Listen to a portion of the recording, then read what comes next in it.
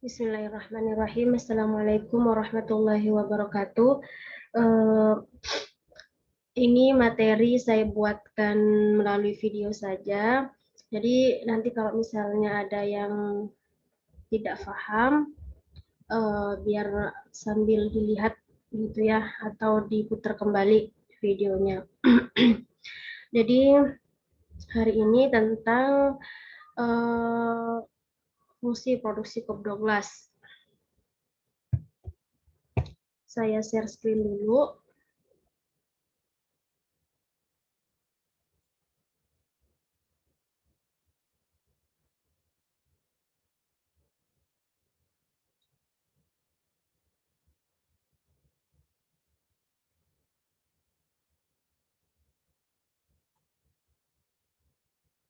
Ya, baiklah.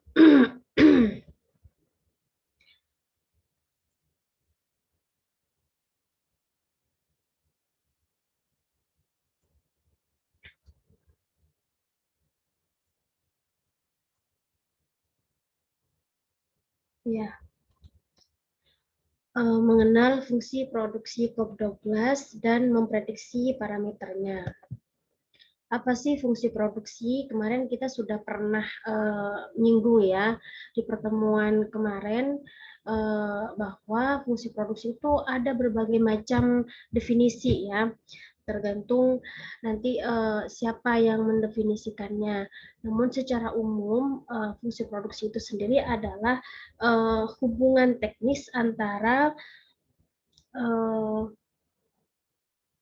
input dan juga output gitu ya, secara sederhana seperti itu.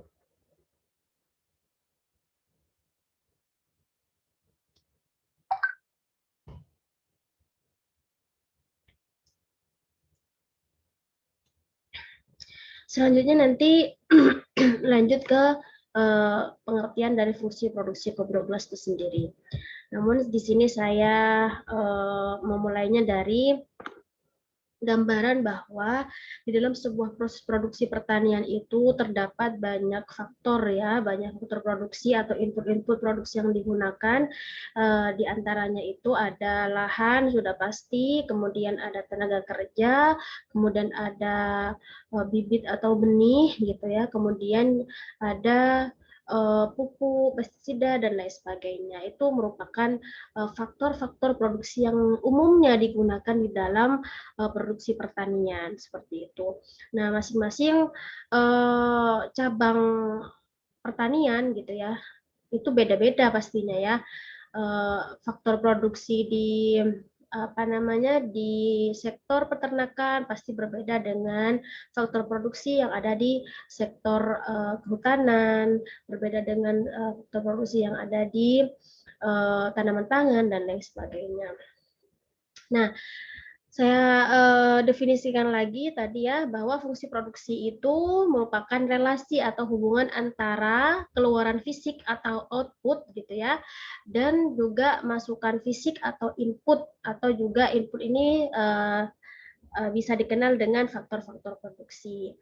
Nah, menurut Betty tahun 94 dalam bukunya The Economic of Production bahwa fungsi produksi itu adalah sebuah deskripsi matematis atau kuantitatif dari berbagai macam kemungkinan produksi teknis yang dihadapi oleh suatu usaha.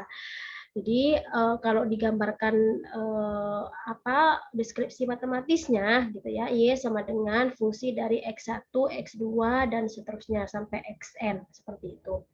Jadi ada Y ini dipengaruhi oleh faktor produksi X1, X2 dan seterusnya. Sedangkan menurut Griffin ini menyampaikan bahwa setidaknya ada 20 macam model fungsi produksi. Ya, ada fungsi produksi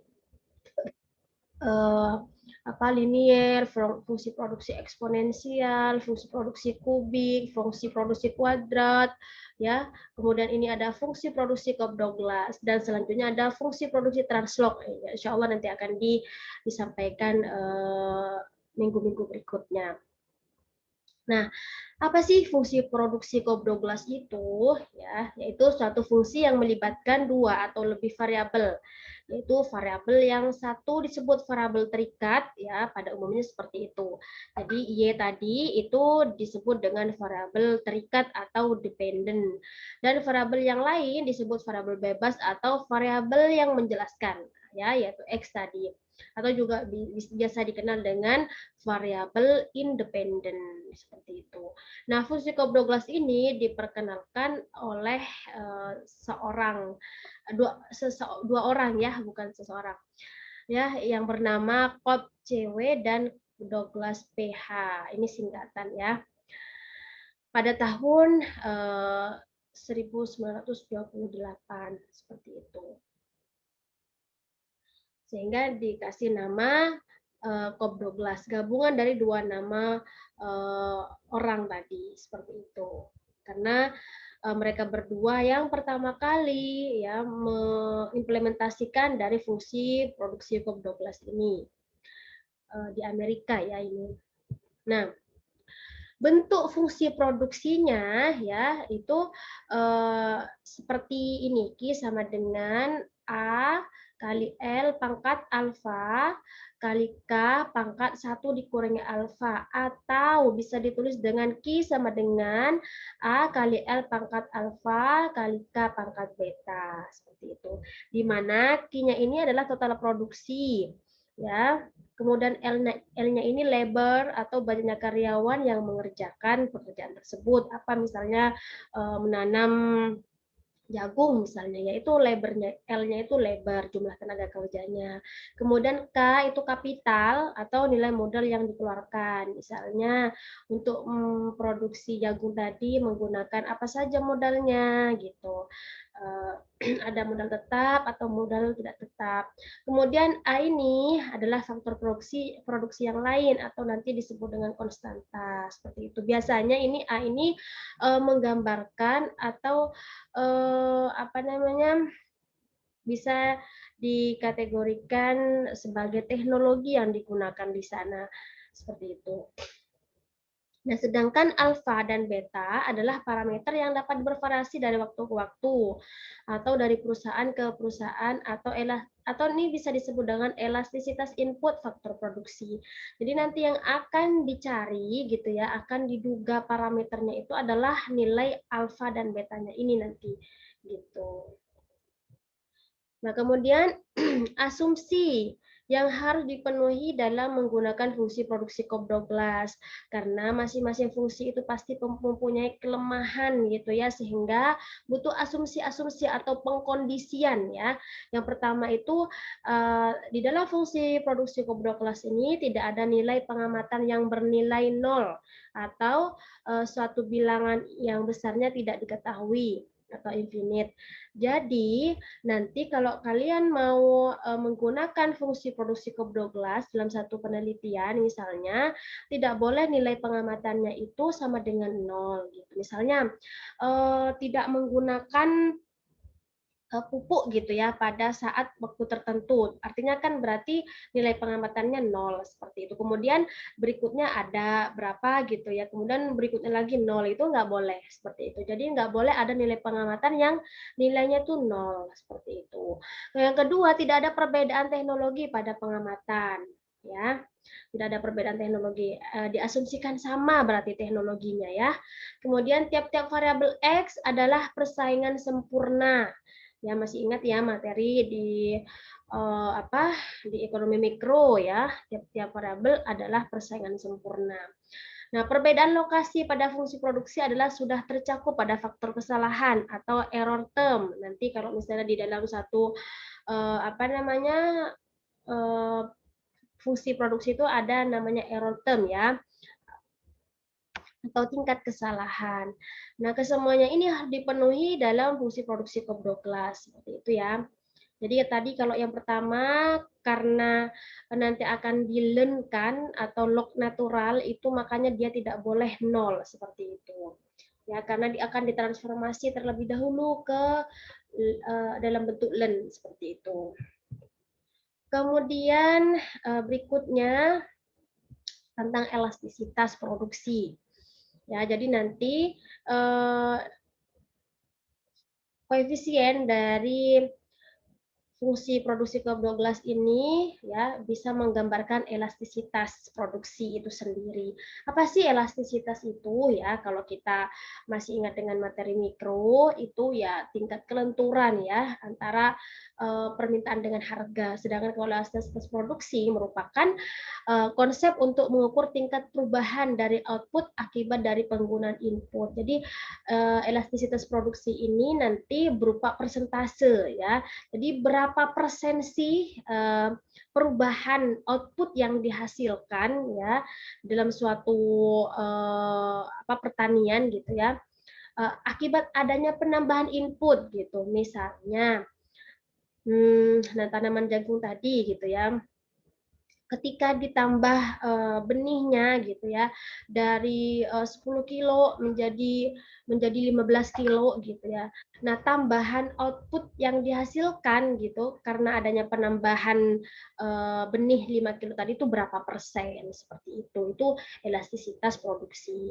Nah, salah satu asumsi dasar dalam teori ekonomi produksi adalah setiap produsen berusaha memaksimumkan keuntungan gitu ya. Karena ini petaninya nanti masuk ke dalam petani komersil. Nah, selanjutnya analisis elastisitas ini sangat penting untuk menjelaskan input mana yang lebih elastis dibandingkan dengan input lainnya. Nah, jadi nanti kan petani itu kan tidak hanya menggunakan satu input saja ya pastinya ya. Jadi dia pasti menggunakan beberapa input seperti itu, sebentar ya. Jadi dia pasti menggunakan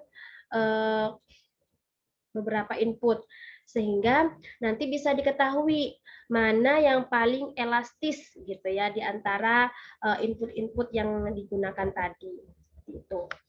Kemudian di samping itu juga dapat diketahui intensitas faktor produksi apakah bersifat padat tenaga kerja ataukah padat modal. Jadi nanti bisa bisa diketahui mana nih intensitas penggunaan tenaga kerjakah, apakah modal yang lebih besar penggunaannya seperti itu. Kalau tenaga kerja yang lebih besar berarti dia padat padat karya gitu ya, sehingga lebih banyak menggunakan tenaga kerja dibandingkan modal yang digunakan seperti itu. Nah, apabila nilai elastisitas modal lebih besar daripada nilai elastisitas tenaga kerja, maka proses produksi lebih bersifat padat modal dan begitu juga sebaliknya.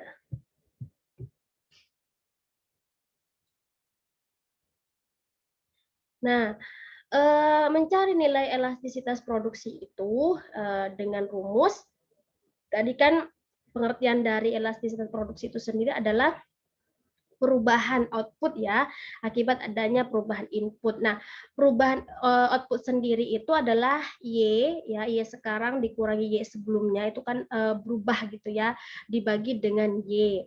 Kemudian Y dibagi lagi dengan perubahan inputnya. X min X aksen atau X sebelumnya dibagi dengan X. Jadi yang ini, sebentar ya.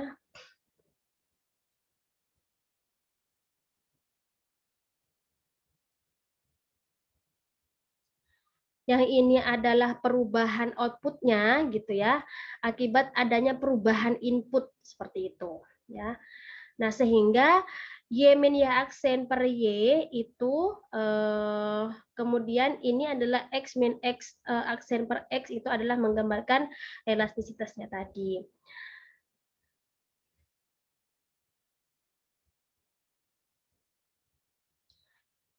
Kemudian Y-min Y aksen itu sendiri bisa dijadikan dalam bentuk delta gitu ya. Delta. Kemudian X min X aksennya bisa dibentuk menjadi delta X ya. Jadi perubahan Y-nya itu adalah delta Y, perubahan X-nya itu adalah delta X. Maka dengan cara lain elastisitas produksi dirumuskan sebagai berikut.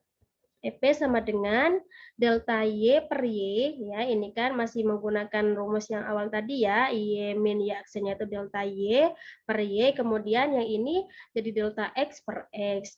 Atau persamaan ini dapat juga dituliskan ya menjadi EP sama dengan, jadi deltanya ini dikelompokkan gitu ya, jadi delta Y per delta X gitu ya. Jadi ini delta Y per delta X dibagi X per Y, seperti itu. Jadi ini hanya dibolak-balik saja sih rumusnya gitu ya. Jadi delta yang sama-sama ada deltanya dijadikan satu menjadi delta Y per delta X gitu ya, dibagi dengan X per Y. Jadi rumus ini sebenarnya sama gitu ya. Rumus ini sama dengan rumus yang tadi di awal seperti itu.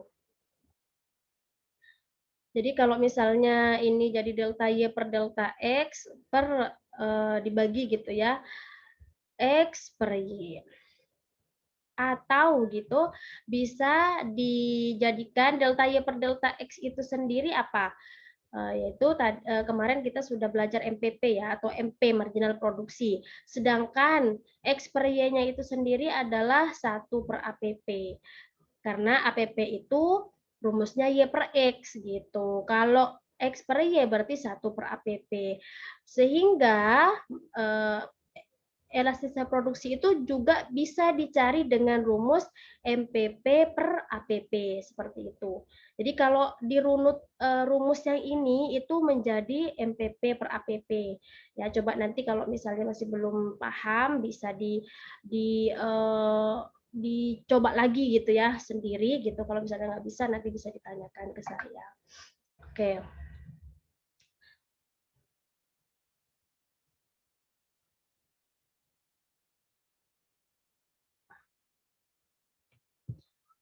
Kemudian selain elastisasi produksi juga bisa menggambarkan return to skill ya atau skala usaha.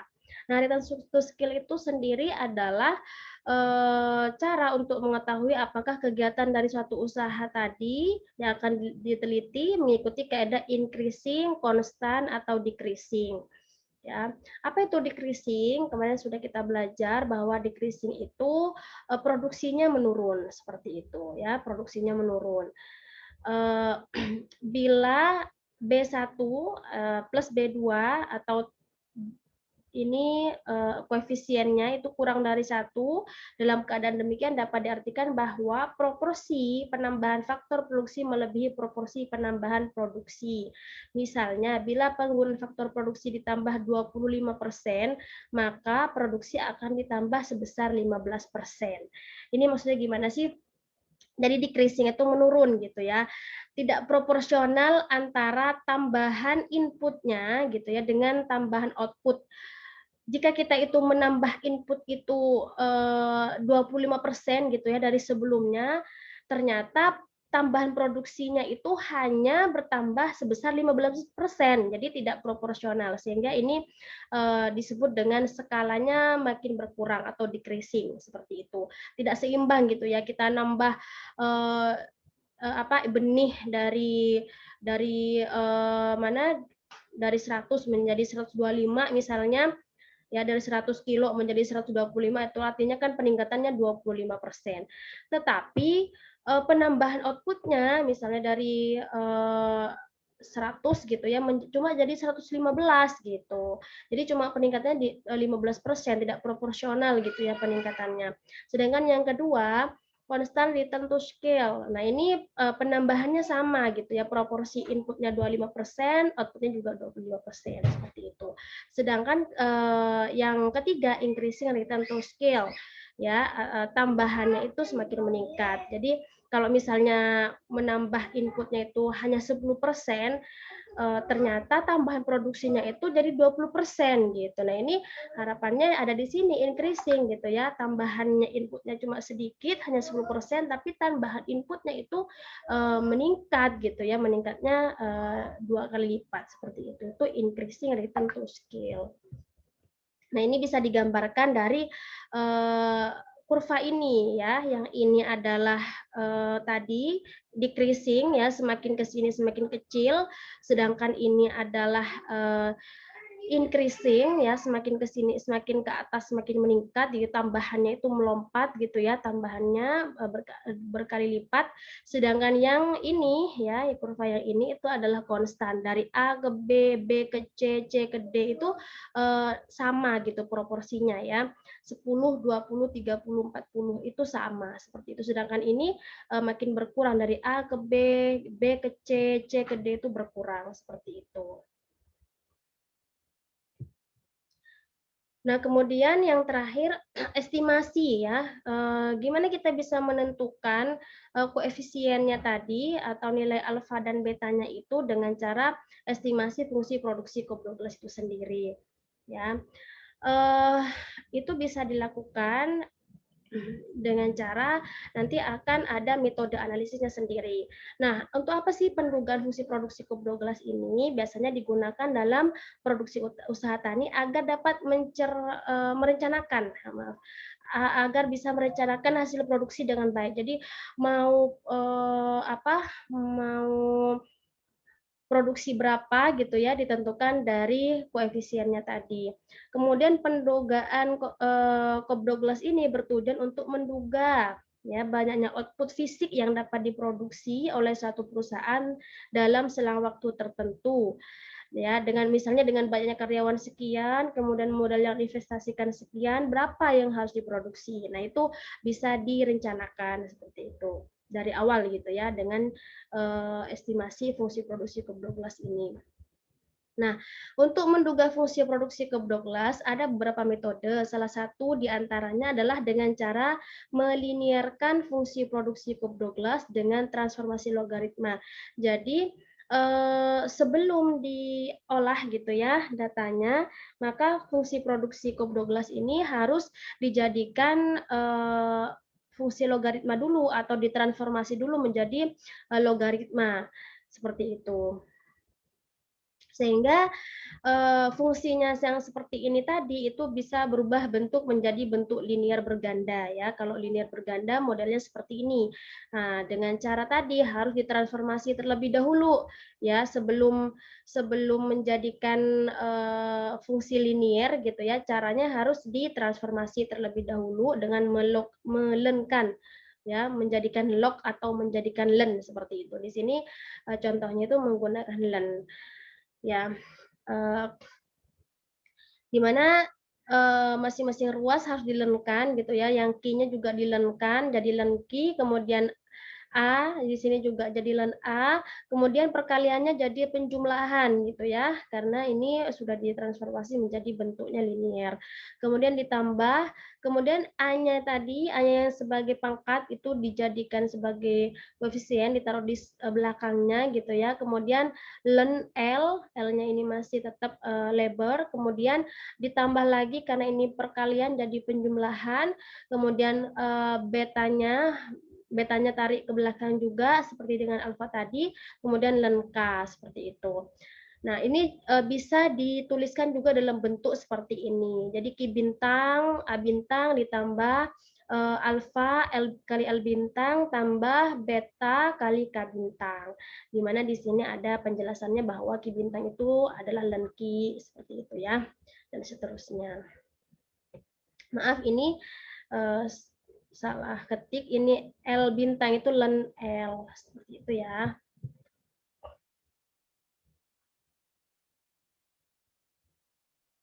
Nah, ini nanti saya akan memberikan salah satu contoh gitu ya, cara membuat atau mengestimasi model fungsi produksi COP12 itu sendiri. Sebentar di sini saya contohkan.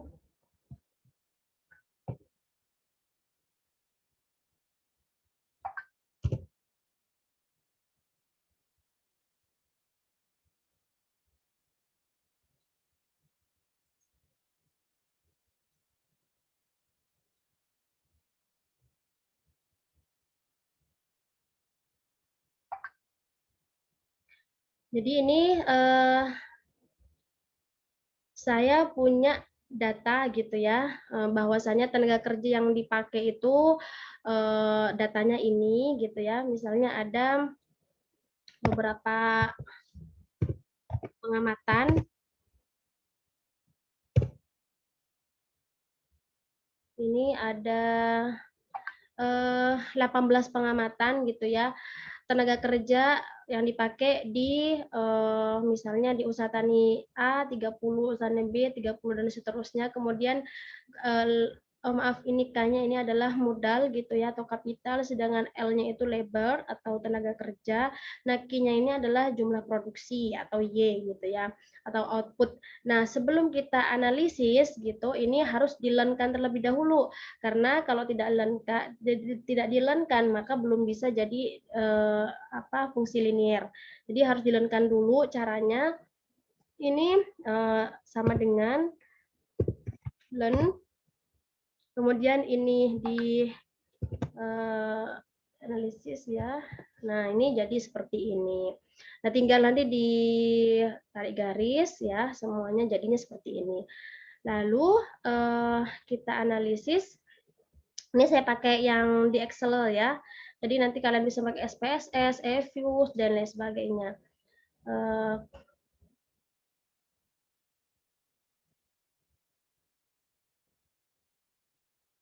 Nah, ini kalian bisa cari yang regression. Nah, kalau misalnya di Excel-nya kalian belum ada, silakan di setup terlebih dahulu. Ya, data analisisnya. Nah, ini bisa input Y-nya, oh maaf, ini Y-nya Y atau outputnya taruh di sini.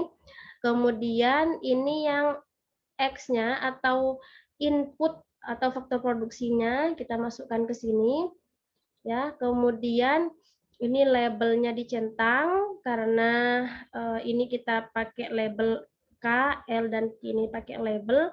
Kemudian ini ranknya nanti mau ditaruh di mana outputnya gitu maksudnya ya. Nah, misalnya taruh di sini ya. Maaf, taruh di sini aja outputnya. Nah, kemudian oke. Nah, ini udah keluar ya hasilnya. Jadi ini R square-nya ada berapa gitu ya, multiple R-nya ada berapa aja square. Ini nanti kalian bisa membacanya sama persis dengan waktu MKB 1. Saya tidak usah menjelaskan kembali. Silakan diingat. Ini ada F-nya juga, ini ada DF-nya juga. Masih ingat kan ya? Ini juga ada T statistik, kemudian P value. Ini saya nggak bahas ini di sini, tapi nanti kalau kalian mau menganalisis tetap harus dibaca juga gitu ya. Kemudian yang mau saya bahas di sini adalah nilai intercept-nya ini ya.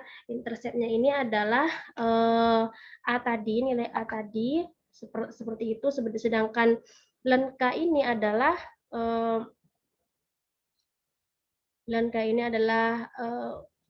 koefisien dari kapital, kemudian ini koefisien dari labor, sehingga untuk membuat fungsi Cobra-Glass-nya Q sama dengan gitu ya, karena tadi dijadikan len, maka cara mencari A-nya tadi itu ini harus dicari dalam bentuk eksponen terlebih dahulu ya. Ininya jadi eksponen. Ini bisa kita tuliskan sebentar, ini saya tuliskan ini adalah A gitu ya. Kemudian alfanya itu adalah ini. Alfanya ini adalah ini 0,42, sedangkan betanya itu sendiri adalah 0,40 seperti itu. Nah, sehingga bisa dibuat seperti ini. 1,8 bisa dibulakan jadi 2 ya. 2 K gitu ya. K pangkat 0,4, alfanya itu 0,4. 0,4 ya. Kemudian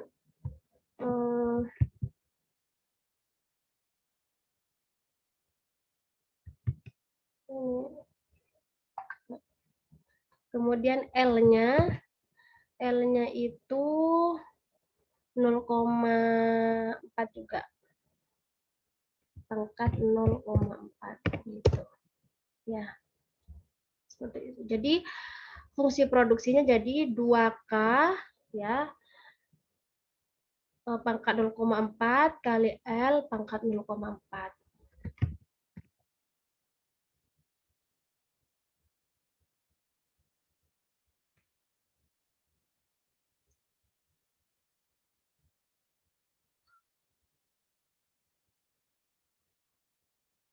Bisa dijadikan seperti ini nanti ya. Q sama dengan 0,2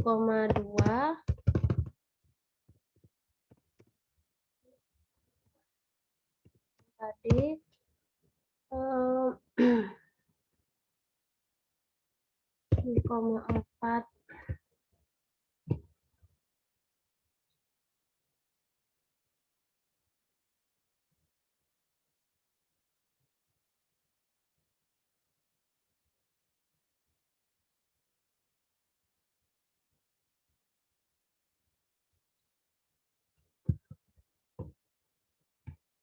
K 0,4.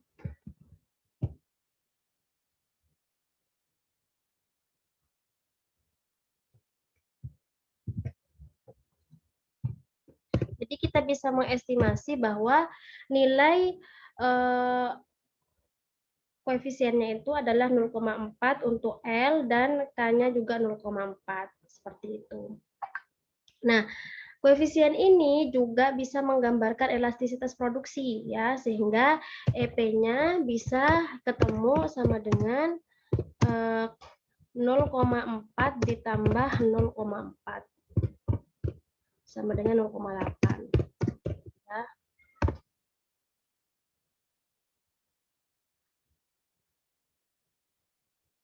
Atau ini juga ya bisa menggambarkan return to skill-nya tadi.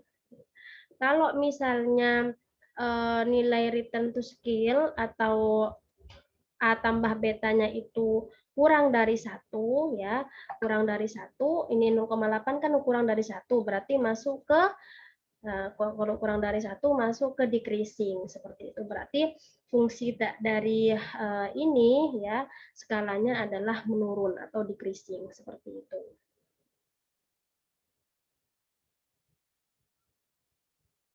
Nah, untuk mencari apa efisiensinya nanti bisa dilihat ya apakah inputnya itu penggunaannya itu bisa efisien dilihat dari hasil produksi yang dihasilkan gitu ya. Dimana apabila penggunaan input yang sekecil-kecilnya itu bisa mendapatkan produksi yang sebesar-besarnya tanpa melupakan kualitas produksi yang dihasilkan.